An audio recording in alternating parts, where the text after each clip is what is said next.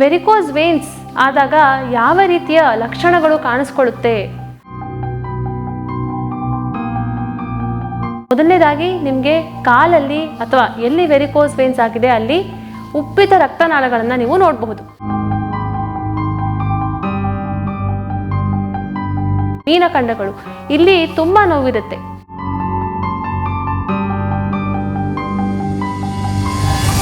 ಕೆಲವರಲ್ಲಿ ಕಾಲು ಪಾದದಲ್ಲಿ ಉರಿ ಕೂಡ ಕಂಡು ಬರುತ್ತೆ.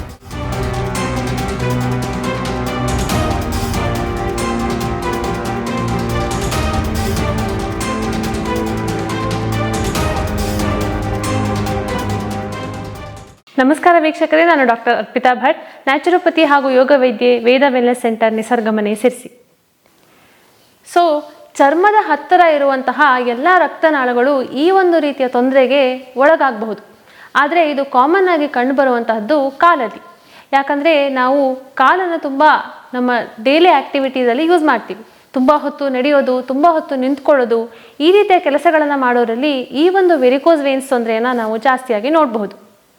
ಸೊ ವೆರಿಕೋಸ್ ವೇನ್ಸ್ ಆದಾಗ ಯಾವ ರೀತಿಯ ಲಕ್ಷಣಗಳು ಕಾಣಿಸ್ಕೊಳ್ಳುತ್ತೆ ಅಂತ ನೋಡೋದಾದರೆ, ಮೊದಲನೇದಾಗಿ ನಿಮಗೆ ಕಾಲಲ್ಲಿ ಅಥವಾ ಎಲ್ಲಿ ವೆರಿಕೋಸ್ ವೇನ್ಸ್ ಆಗಿದೆ ಅಲ್ಲಿ ಉಬ್ಬಿದ ರಕ್ತನಾಳಗಳನ್ನು ನೀವು ನೋಡಬಹುದು. ಹಾಗೆಯೇ ಆ ನಾಳಗಳು ಕಲರನ್ನು ಚೇಂಜ್ ಆಗಿರುತ್ತೆ.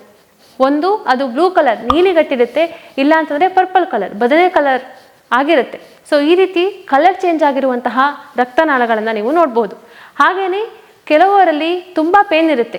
ಈ ನೋವೇನಿದೆ ಅದು ಎಲ್ಲರಲ್ಲಿ ಕಾಣಿಸ್ಕೊಳ್ಳಲ್ಲ, ಬಟ್ ಇದು ಕಾಣಿಸ್ಕೊಂಡ್ರೆ ಅದು ತುಂಬ ಅತಿಯಾಗಿರುತ್ತೆ. ಸೊ ಕಾಲಲ್ಲಿ ಒಂದು ರೀತಿಯ ಸೆಳೆತ ಇರುತ್ತೆ. ಕಾಲಿನ ಮಾಂಸಖಂಡಗಳಲ್ಲಿ ಕೂಡ ನೋವಿರುತ್ತೆ. ಅಂದರೆ ಕಾಫ್ ಮಸಲ್ ಅಂತ ಏನು ಕರಿತೀವಿ, ಮೀನಖಂಡಗಳು, ಇಲ್ಲಿ ತುಂಬ ನೋವಿರುತ್ತೆ. ಹಾಗೆಯೇ ಕೆಲವರಲ್ಲಿ ಕಾಲು ಪಾದದಲ್ಲಿ ಉರಿ ಕೂಡ ಕಂಡು ಬರುತ್ತೆ ವೆರಿಕೋಸ್ ವೇನ್ಸ್ ತೊಂದರೆ ಇದ್ದರೆ. ಅದೇ ರೀತಿ ಕಾಲಲ್ಲಿ ಊತ ಕೂಡ ಕಾಣಿಸ್ಕೊಳ್ಬೋದು. ಹಾಗೆಯೇ ಇನ್ನೂ ಕೆಲವರಲ್ಲಿ ಈ ದಪ್ಪದಾದ ನಾಳಗಳ ಪಕ್ಕದಲ್ಲಿ ತುರಿಕೆ ಉಂಟಾಗುವಂತಹ ಚಾನ್ಸಸ್ ಕೂಡ ಇರುತ್ತೆ. ಹಾಗೆಯೇ ಆ ವೆರಿಕೋಸ್ ವೇನ್ಸ್ ಆಗಿರುವಂತಹ ಜಾಗದಲ್ಲಿ ಚರ್ಮದ ಕಲರ್ ಕೂಡ ಚೇಂಜ್ ಆಗಿರುತ್ತೆ. ಸೊ ಈ ಒಂದು ಲಕ್ಷಣಗಳನ್ನು ನೋಡಿ ನೀವು ನಿಮಗೆ ವೆರಿಕೋಸ್ ವೇನ್ಸ್ ಇದೆ ಅಂತ ಅಂದ್ಕೊಳ್ಬೋದು. ಸೊ ಈ ವೆರಿಕೋಸ್ ವೇನ್ಸ್ ಯಾರಲ್ಲಿ ಜಾಸ್ತಿ ಕಾಣಬಹುದು ಅಂತ ನೋಡೋಕ್ಕೋದ್ರೆ, ಮೊದಲನೇದಾಗಿ ಇದು ಹೆರಿಡಿಟಿ, ಅನುವಂಶೀಯತೆಯಿಂದ ಬರುತ್ತೆ. ಅದೇ ರೀತಿ ಇನ್ನೊಂದು ದಪ್ಪ ಇರುವವರಲ್ಲಿ, ಒಬೆಸಿಟಿ ಇರುವವರಲ್ಲಿ ಕೂಡ ಈ ಒಂದು ವೆರಿಕೋಸ್ ವೇನ್ಸ್ ಕಾಣಿಸ್ಕೊಳ್ಳುತ್ತೆ. ಹಾಗೆಯೇ ತುಂಬ ಹೊತ್ತು ನಿಂತು ಕೆಲಸ ಮಾಡ್ತೀರಾ ಅಥವಾ ತುಂಬ ನಡೀತೀರಾ ಅಂತಂದರೆ ಕೂಡ ಈ ಒಂದು ವೆರಿಕೋಸ್ ವೇನ್ಸ್ ತೊಂದರೆ ಕಾಣಿಸ್ಕೊಳ್ಬೋದು. ಯಾಕೆ ಅಂತ ನೋಡೋದಾದರೆ, ನಾವು ಯಾವಾಗ ನಿಂತು ಅಥವಾ ತುಂಬ ನಡೆದು ಕೆಲಸ ಮಾಡ್ತೀವೋ ಆವಾಗ ನಮ್ಮ ಕಾಲುಗಳಲ್ಲಿರುವ ರಕ್ತನಾಳಗಳ ಮೇಲೆ ಪ್ರೆಷರ್ ಬೀಳುತ್ತೆ. ಈ ಒಂದು ಪ್ರೆಷರ್ ಬಿದ್ದಾಗ ಈ ವೆರಿಕೋಸ್ ವೇನ್ಸ್ ಸಮಸ್ಯೆ ಕಂಡುಬರುತ್ತೆ. ಸೊ ವೆರಿಕೋಸ್ ವೇನ್ಸಲ್ಲಿ ಏನಾಗುತ್ತೆ, ಯಾಕೆ ವೆರಿಕೋಸ್ ವೇನ್ಸ್ ಆಗುತ್ತೆ ಅಂತ ನೋಡೋಕೆ ಹೋದರೆ, ಇದು ಒಂದು ಸಿಂಪಲ್ ಮೆಕ್ಯಾನಿಸಮ್. ಅಲ್ಲಿ ದುರ್ಬಲಗೊಂಡ ರಕ್ತನಾಳಗಳಿಂದ ಆಗಿರುವಂಥದ್ದು. ನಮ್ಮ ಹಾರ್ಟ್ನ ಕೆಲಸ ಏನು ಅಂತಂದರೆ, ನಮ್ಮ ದೇಹಕ್ಕೆಲ್ಲ ಶುದ್ಧವಾದ ರಕ್ತವನ್ನು ಒದಗಿಸುವಂಥದ್ದು. ಸೊ ರಕ್ತನಾಳಗಳು ಏನು ಮಾಡುತ್ತೆ ಅಂತಂದರೆ, ದೇಹದ ಉಳಿದ ಭಾಗಗಳಿಗೆ ರಕ್ತ ಹೋದ್ಮೇಲೆ ಅದನ್ನು ವಾಪಸ್ ಹಾರ್ಟಿಗೆ ತಂದು ಮತ್ತೆ ಶುದ್ಧ ಮಾಡುತ್ತೆ. ಸೊ ಯಾವಾಗ ಈ ರಕ್ತನಾಳಗಳು ದುರ್ಬಲ ಆಗುತ್ತೋ, ಅದು ಏನು ರಕ್ತ ಏನು ಕೆಲಸ ಮಾಡಬೇಕಂದ್ರೆ ಅದು ಗ್ರಾವಿಟಿಯ ವಿರುದ್ಧವಾಗಿ ನಮ್ಮ ಹಾರ್ಟನ್ನು ತಲುಪಬೇಕಾಗುತ್ತೆ. ಗುರುತ್ವಾಕರ್ಷಣೆಯ ವಿರುದ್ಧವಾಗಿ ಕೆಲಸ ಮಾಡಬೇಕಂದ್ರೆ ರಕ್ತನಾಳಗಳು ತುಂಬ ಸ್ಟ್ರಾಂಗ್ ಆಗಿರಬೇಕು. ಇದರಲ್ಲಿರುವ ವಾಲ್ಸ್ ಕೂಡ ಸ್ಟ್ರಾಂಗ್ ಆಗಿರಬೇಕು, ಕವಾಟಗಳು ಅಂತ ಹೇಳ್ತೀವಿ. ಈ ಕವಾಟಗಳು ದುರ್ಬಲಗೊಂಡಾಗ ಆ ರಕ್ತ ಏನಿದೆ ನಮ್ಮ ಹಾರ್ಟ್ಗೆ ಹೋಗೋದ್ರ ಬದಲು ವಾಪಸ್ ರಕ್ತನಾಳಕ್ಕೆ ಹೋಗಿ ಸೇರಿಕೊಳ್ಳುತ್ತೆ.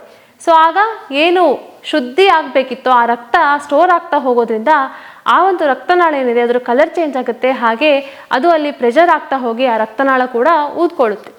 ಸೊ ಈ ಒಂದು ತೊಂದರೆಗೆ ನಾವು ಹೇಗೆ ಪರಿಹಾರ ಕಂಡುಕೊಳ್ಬಹುದು ಮನೆಯಲ್ಲಿಯೇ ಅಂತ ಇವತ್ತು ನಾನು ನಿಮಗೆ ಹೇಳ್ತಾ ಇದ್ದೀನಿ. ಸೊ ಮೊದಲನೇದಾಗಿ ಎಕ್ಸಸೈಸ್ ಮಾಡುವಂಥದ್ದು. ವೆರಿಕೋಸ್ ವೇನ್ಸಿಗೆ ಅಂತಲೇ ಇರುವಂತಹ ಎಕ್ಸಸೈಸ್ನ ಮಾಡೋದ್ರಿಂದ ನಿಮಗೆ ಬ್ಲಡ್ ಸರ್ಕ್ಯುಲೇಷನ್ ಇಂಪ್ರೂವ್ ಆಗುತ್ತೆ. ಹಾಗೆಯೇ ರಕ್ತನಾಳಗಳು ಸ್ಟ್ರಾಂಗ್ ಆಗುತ್ತೆ. ಇದರಿಂದ ಬ್ಲಡ್ ಸರಾಗವಾಗಿ ಸರ್ಕ್ಯುಲೇಟ್ ಆಗಿ ನಿಮಗೆ ಈ ವೆರಿಕೋಸ್ ವೇನ್ ಸಮಸ್ಯೆಯನ್ನು ಕಡಿಮೆ ಮಾಡ್ಕೊಳ್ಬಹುದು. ಅದೇ ರೀತಿ ಫ್ಲೇವನಾಯ್ಡ್ಸ್ ಜಾಸ್ತಿ ಇರುವಂತಹ ಆಹಾರವನ್ನು ತೆಗೆದುಕೊಳ್ಳುವಂಥದ್ದು.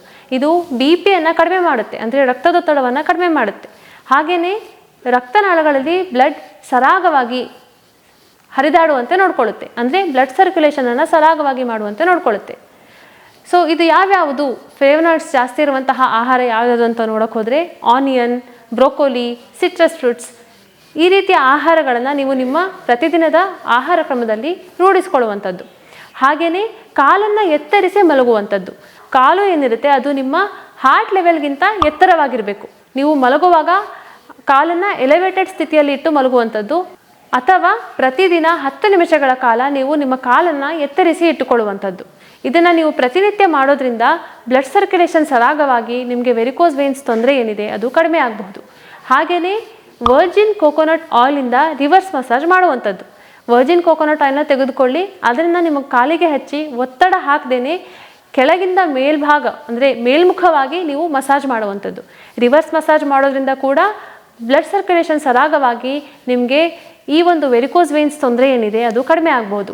ಹಾಗೆಯೇ ನೀವು ನಿಂತು ಅಥವಾ ತುಂಬ ಓಡಾಡ್ತೀರಾ ಅಥವಾ ತುಂಬ ಹೊತ್ತು ನಿಂತು ಕೆಲಸ ಮಾಡ್ತೀರಾ ಅಂತಂದರೆ ಸ್ಟಾಕಿಂಗ್ಸ್ ಹಾಕ್ಕೊಳ್ಳೋದು ಅದು ಕಾಲಲ್ಲಿರುವ ರಕ್ತನಾಳಗಳು ಉಬ್ಬದ ಹಾಗೆ ನೋಡ್ಕೊಳ್ಳುತ್ತೆ, ಹಾಗೆ ರಕ್ತ ಸರಾಗವಾಗಿ ಸಂಚರಿಸುವಂತೆ ನೋಡ್ಕೊಳ್ಳುತ್ತೆ. ಸೊ ಸ್ಟಾಕಿಂಗನ್ನು ನೀವು ಯೂಸ್ ಮಾಡುವಂಥದ್ದು. ಹಾಗೆಯೇ ತುಂಬ ಟೈಟ್ ಬಟ್ಟೆಯನ್ನು ಹಾಕಿಕೊಳ್ಳುವುದನ್ನು ಅವಾಯ್ಡ್ ಮಾಡುವಂಥದ್ದು. ಜೀನ್ಸ್ ಅಥವಾ ಪ್ಯಾಂಟನ್ನು ಧರಿಸುವಾಗ ಅದು ತುಂಬ ಟೈಟ್ ಇಲ್ಲದೇ ಇರೋ ಹಾಗೆ ನೋಡ್ಕೊಳ್ಳುವಂಥದ್ದು. ತುಂಬ ಟೈಟ್ ಇದ್ದರೆ ಅದು ನಿಮ್ಮ ಸರ್ಕ್ಯುಲೇಷನ್ಗೆ ತೊಂದರೆ ಮಾಡಿ ಈ ರೀತಿ ವೆರಿಕೋಸ್ ವೇನ್ಸ್ ತೊಂದರೆ ಆಗುವಂತೆ ಮಾಡುವಂತಹ ಚಾನ್ಸಸ್ ಇರುತ್ತೆ. ಸೊ ಆದ್ದರಿಂದ ಟೈಟ್ ಬಟ್ಟೆಯನ್ನು ಹಾಕಿಕೊಳ್ಳುವುದನ್ನು ಅವಾಯ್ಡ್ ಮಾಡುವಂಥದ್ದು.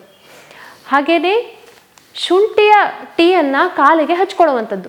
ಶುಂಠಿಯ ಕಷಾಯವನ್ನು ಮಾಡಿ ಆ ಡಿಕಾಕ್ಷನಲ್ಲಿ ಒಂದು ಕಾಟನ್ ಬಟ್ಟೆಯನ್ನು ಅದ್ದಿ ಅದನ್ನು ನಿಮ್ಮ ವೆರಿಕೋಸ್ ವೇನ್ಸ್ ಇರುವಂತಹ ಜಾಗದಲ್ಲಿ ಹಚ್ಚಿಕೊಳ್ಳೋದ್ರಿಂದ ಏನು ಊತ ಇದೆ ಅದು ಕಡಿಮೆ ಆಗುತ್ತೆ, ಹಾಗೆಯೇ ನೋವು ಕೂಡ ಕಡಿಮೆ ಆಗುತ್ತೆ. ಹಾಗೆಯೇ ಆ್ಯಪಲ್ ಸಿಡರ್ ವಿನೆಗರ್ನು ಕೂಡ ನೀವು ಹೀಗೆ ಮಾಡ್ಬೋದು. ಆ್ಯಪಲ್ ಸಿಡರ್ ವಿನೆಗರ್ಗೆ ಒಂದು ಬಟ್ಟೆಯನ್ನು ಅದ್ದಿ ಅದನ್ನು ವೆರಿಕೋಸ್ ವೇನ್ಸ್ ಇರುವಂತಹ ಜಾಗದಲ್ಲಿ ಹಚ್ಚೋದ್ರಿಂದ ಕೂಡ ಈ ಒಂದು ವೆರಿಕೋಸ್ ವೇನ್ಸ್ ಏನಿದೆ ಅದು ಕಡಿಮೆ ಆಗುತ್ತೆ. ಹಾಗೆಯೇ ಟೊಮೆಟೊ ಏನಿದೆ ಅದನ್ನು ನೀರು ಹಾಕದೆ ರಸವನ್ನು ತೆಗೆದುಕೊಳ್ಳಿ. ಆ ರಸವನ್ನು ನಿಮ್ಮ ಕಾಲಿಗೆ ಅಂದರೆ ವೆರಿಕೋಸ್ ವೇನ್ಸ್ ಇರುವಂತಹ ಜಾಗದಲ್ಲಿ ಹಚ್ಚಿದರೆ ಕೂಡ ಈ ಒಂದು ವೆರಿಕೋಸ್ ವೇನ್ಸ್ ಅಂದರೆ ಉಬ್ಬಿರುವಂತಹ ರಕ್ತನಾಳಗಳು ಕೂಡ ಕಡಿಮೆ ಆಗುತ್ತೆ, ಹಾಗೆಯೇ ನೋವು ಕೂಡ ಕಡಿಮೆ ಆಗುತ್ತೆ. ಹಾಗೆಯೇ ಇನ್ನೊಂದು ಹಾರ್ಸ್ ಚೆಸ್ಟ್ನಟ್ ಅಥವಾ ಗ್ರೇಪ್ ಸೀಡ್, ಇವೆರಡೂ ಸೀಡ್ಗಳು ತುಂಬ ಉಪಯುಕ್ತಕಾರಿ. ಇವೆರಡೂ ಸೀಡ್ನ ಪೌಡರ್ ಮಾಡಿ ನೀವು ನೀರಿನೊಂದಿಗೆ ಮಿಕ್ಸ್ ಮಾಡಿ ಹಚ್ಬೋದು. ಇದರಿಂದ ಕೂಡ ನಿಮಗೆ ವೆರಿಕೋಸ್ ವೇನ್ಸ್ ತೊಂದರೆ ಏನಿದೆ ಅದು ಕಡಿಮೆ ಆಗುತ್ತೆ. ಈ ಮನೆಮದ್ದನ್ನು ನೀವು ಕೂಡ ಉಪಯೋಗಿಸಿ ನಿಮಗೆ ಗೊತ್ತಿರೋ ಜೊತೆ ಕೂಡ ಶೇರ್ ಮಾಡ್ಕೊಳ್ಳಿ. ಧನ್ಯವಾದಗಳು.